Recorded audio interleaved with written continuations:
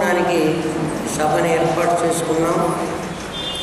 జాతస్యహి ధ్రువో మృత్యు ధ్రువం జన్మ మృతస్య చ అని భగవద్గీతలో గీతాచార్యుడు చెప్పాడు. ఎవరు పుట్టారో వాళ్ళు మరణిస్తారు. గురువు గారు పుట్టలేదు, వారు పోవడానికి వీల్లేదు. మరి పోయినారు కదండి, పార్థివ దేహం మేమే దహనం చేసి వచ్చామని మీరు అనొచ్చు. పార్థివ దేహం గురువుగారి భాషలోనే చెప్పాలంటే అవి నామరూపాలు. అస్థిభాతి ప్రియం పోయే అవకాశమే లేదు. సముద్రం ఎప్పుడూ అలాగే ఉంటుంది. ఎండాకాలంలో తగ్గడము, వర్షాకాలంలో పెరగడము, నదులన్నీ వస్తే అందులో అది ఎక్కువ కావటము, లేకపోతే తగ్గడం అనేది సముద్రానికి ఉండదు.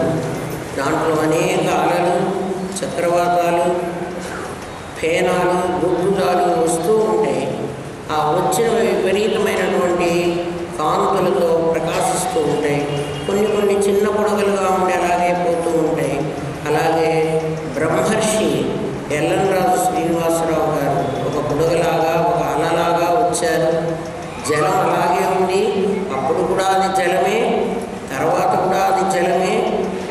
అల రూపం పోయింది, జలం రూపం మిగిలింది.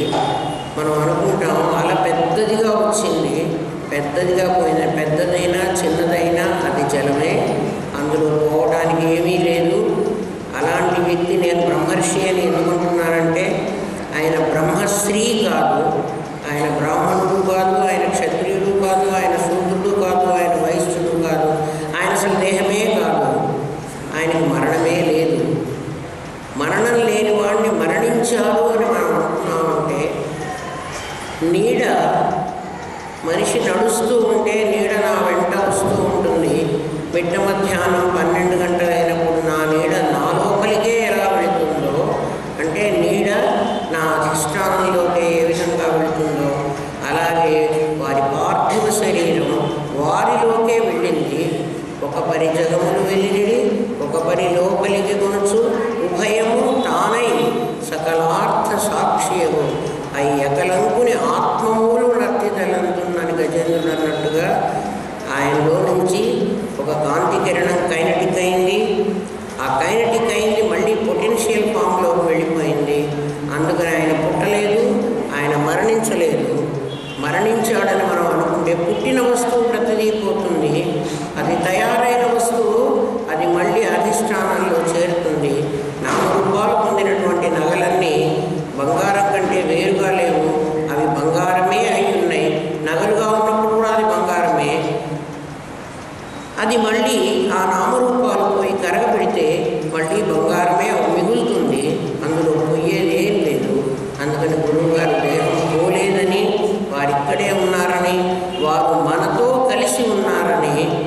గోదావరిలో కుండ ఉంది, కుండ నిండా నీళ్లున్నాయి, కుండ పగిలింది, కుండలో నీరు గోదావరిలో కలిసింది. నీళ్ళు ఎప్పుడూ అలాగే ఉన్నాయి. అయితే కుండ తాలూకు స్వభావాలు ఏవైతే ఉన్నాయో అవి కుండకున్నటువంటి ఆకారం కానీ, కుండకున్నటువంటి వాసన కానీ అది వ్యక్తం అవుతుంది. గోదావరి జలంగా ఉన్నప్పుడు వ్యక్తం కాదు. కుండ పగిలిపోయింది, గోదావరిలో కుండలో నీళ్లు గోదావరిలో కలిసినాయి.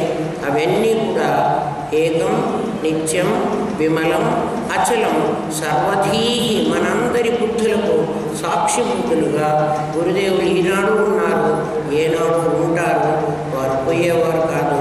వారు పోయారని వారి ఆత్మకు శాంతి కావాలని ఎవరైనా అనుకుంటుంటే ఆత్మకు అశాంతి లేదు. అది ఎప్పుడూ శాంతి స్వరూపమే. వారు ఎప్పుడు ఉన్నారనే మనం నమ్ముదాం.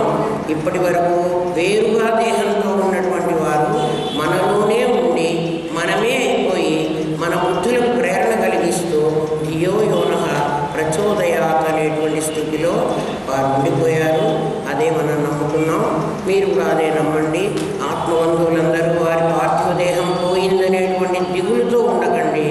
అదంతా మనలోనే ఉంది, అది పోయేది కాదు. ప్రజ్ఞాన ఘనం అనేటువంటి నమ్మకంతో సద్ఘన చిద్ఘన ఆనంద ఘనానికి నామరూపాలు లేవు. అది అధిష్టానం, అది సత్తు చిత్ ఆనంద స్వరూపం. ఆ స్వరూపం మీలో నాలో ఉంది. నిఖిల ప్రాణులలో అదే ఉంది. ప్రాణులన్నీ చిత్శక్తి రూపాలు. ఆ ఈ కనిపిస్తూ ఉన్నటువంటిదంతా సబ్జెక్ట్ గురువుగారి మాటల్లోనే మ్యాటర్ ఎనర్జీ ఉంటుంది. మ్యాటర్ కనపడకుండా పోయింది, కనపడకుండా ఎక్కడికి పోలేదు, పంచభూతాల నుంచి వచ్చింది, పంచభూతాల్లో కలిసిపోయింది.